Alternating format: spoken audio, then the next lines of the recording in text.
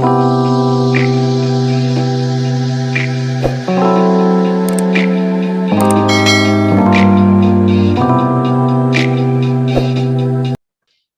dear Sagittarius. I am Jamie Dawn, your evolutionary revolutionary astrologer, bringing you your April 2021 horoscope. And I hope that you are finding these videos helpful. If your sun, rising sign, or ascendant, or your moon is in Sagittarius, then these planetary influences most likely will affect you. But remember, you always have free will. So this is where you get to take some of this information and apply it in a way that maybe gives you some understanding as far as like what the energy feels like, what it looks like, and then how can I use it? So this is where we create that tantric relationship with life itself. So let's jump into April 3rd, right at the beginning of the month. We've got Mercury entering Aries. Now the sun has been in Aries since March 20th at the spring equinox. And so your fifth house of pleasure, of fun, of creative expression.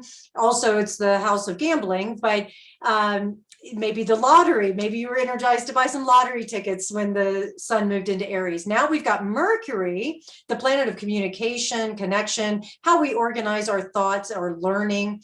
Now Mercury is coming into your fifth house, bringing even more enjoyment. And you may find even expressing some artistic and creative nature to you, maybe through writing or speaking or some other literary pursuit.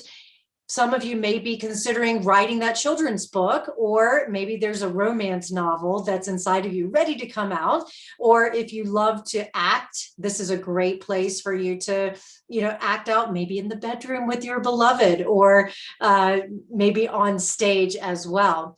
There's an indication here of social networking and interest in, say, the romantic languages or romantic games, maybe even matchmaking for those of you who are single and looking for love. This also can make you very chatty with your beloved if you are partnered with somebody, or chatty with others as you are trying to get everything about you out there, what you're most interested in. And you'll find that your humor and your wit is most likely really active, as well as this independent free thinker coming out of you.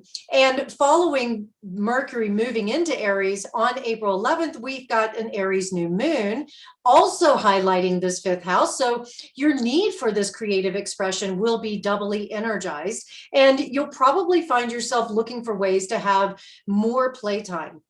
Maybe there's a new love affair. As I mentioned, if you're single looking for love, if you're bonded, then this may be a way which you and your partner have new creative expression, and you're looking at each other going, let's take on a new project, or let's mix it up in the bedroom. Or maybe there's some quick actions that you are taking that allow you to just have some fun. And I would even say that it's possible that you could take on a role of a parent or child relationship in a relationship as well with this new moon. So you may find yourself maybe going through some healing around that if you have been, quote unquote, mothering or fathering your partner, or maybe you're a parent with an adult child that says it's time to cut that umbilical cord. Now off you go onto your own, and I need to figure out who I am. And you may find that you're preparing for some empty nesting, especially those kids who are in high school that are about to graduate in May, June time, or in college. So those are just some examples of how this new moon could really be activated for you. Also, then we're going to have on April 14th, Venus moving into her home sign of Taurus in your sixth house, which has everything to do with your health and your daily routines. It has to do with your work, your what you find yourself doing on a regular basis. And I would offer that with Venus here, you're going to be looking at your values of where you spend your time, your energy, your money, your who you spend time with. Most likely work is going to be pretty busy. You'll be attracting more of your routines. Your to-do list may really grow over time. And you can also utilize Venus here as checking off things on your to-do list that allow you to feel a little bit more organized. I would also say that Venus will have you looking at your work and saying, does what I do on a regular basis energize me? Does it add value to my lifestyle, to my family's lifestyle, the quality of life that I'm looking for?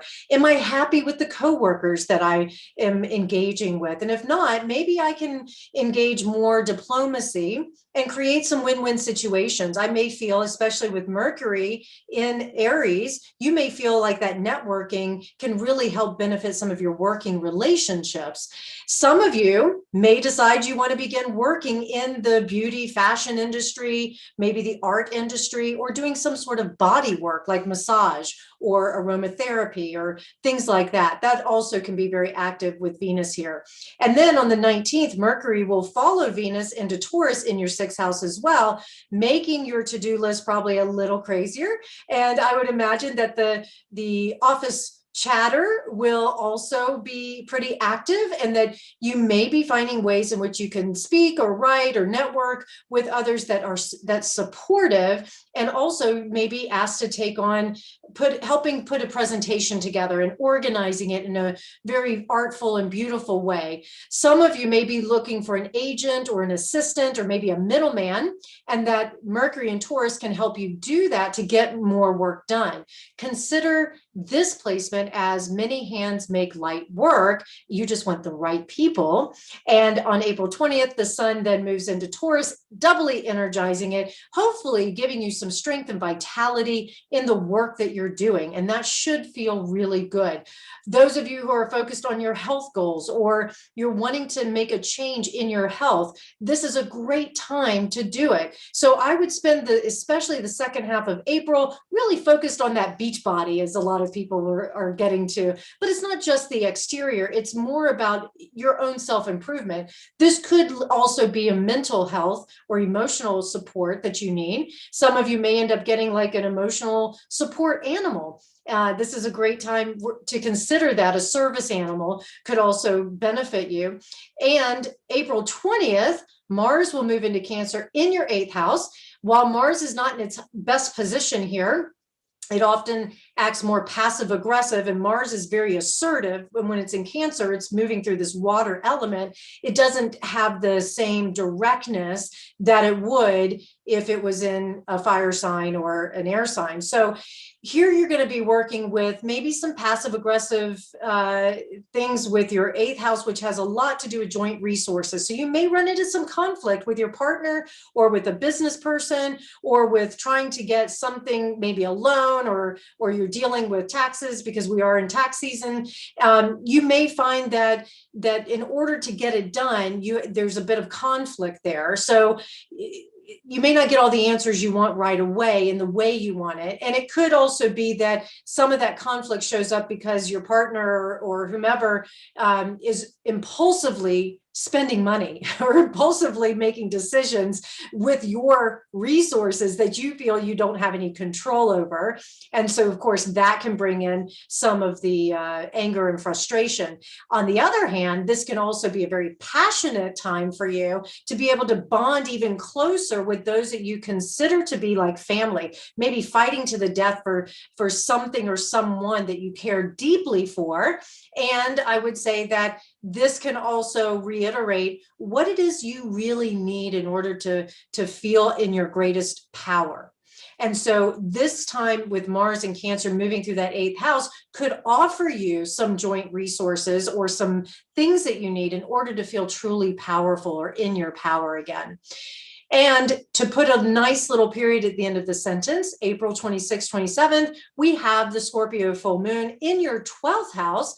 And this is going to indicate this deep, deep work on a very soul subconscious level that will probably bring up a lot of emotions, a lot of deep feelings about whatever you have needed to nurture yourself in a way that is, I'll say, seclusion or retreat like. It may be even so deep inside the psyche, you don't even know it's there until this full moon week comes up. And most likely you'll feel the effects of it before the full moon actually hits. So pay attention to that week leading up to this full moon. And I would say that it's possible you may decide you need to escape life for just a little bit.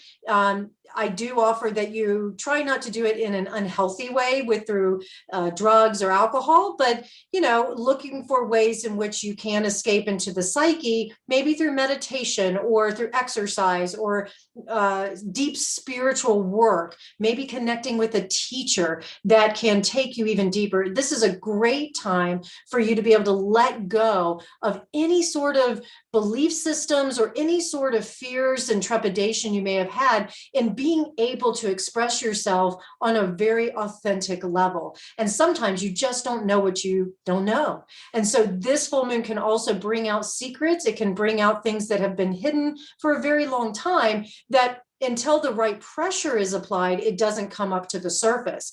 However, I would say that with this full moon, you will have the support and you will have the drive and the motivation to get to the bottom of it, to create a solution, a win-win, and come out better than you even imagined. So I'm excited, Sagittarius, to hear how this month will go for you. Find me at jamiedawn.com, like, subscribe, share, comment on these videos, and I look forward to talking with you. Have such a good month.